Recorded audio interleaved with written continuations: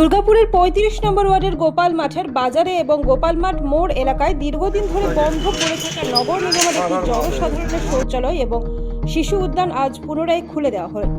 BJP যুবনেতা রাজা গোপের নেতৃত্বে এই উদ্যোগ গ্রহণ করা হয়।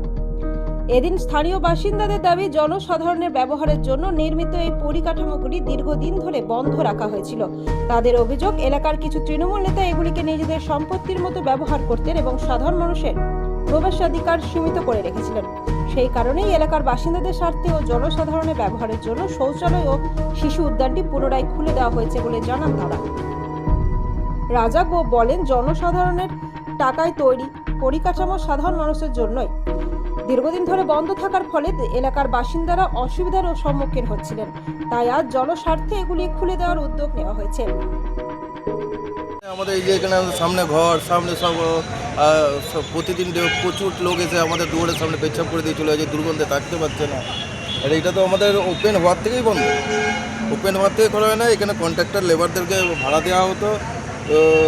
তাছাড়া কোনো ওকেশন হলে এটাকে মানে কী বলবো, অ্যাকচুয়ালি পাবলিকের জন্য ইউজই করা হতো না।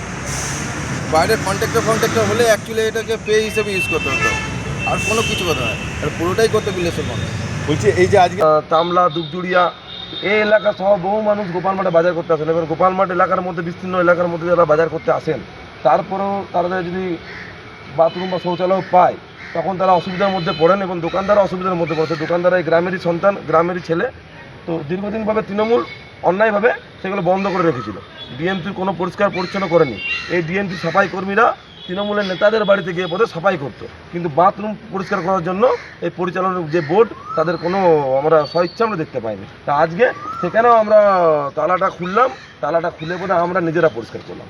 আর এই যে শিশু উদ্যান, যে আমাদের লাবণ্য গোপাল ঘটকের নামে যে আমাদের পার্ক, এই লাবণ্য গোপাল ঘটকের জন্য আজকে দুর্গাপুর স্টিল প্ল্যান্টের যেই ফ্যাক্টরি বলুন বা যেই উন্নয়ন বলুন, তার অবদান আমরা হয়তো কোনোদিনও ভুলবো না। সে আমাদের রাজনৈতিক বিপরীত পক্ষ হতে পারেন, কিন্তু তিনি তো দিনের সাথে গ্রামের সন্তান, দুর্গাপুরের সন্তান। তো তার নামে এই পার্ক। তো পার্কটা দীর্ঘদিনভাবে তৃণমূল বন্ধ করে রাখে।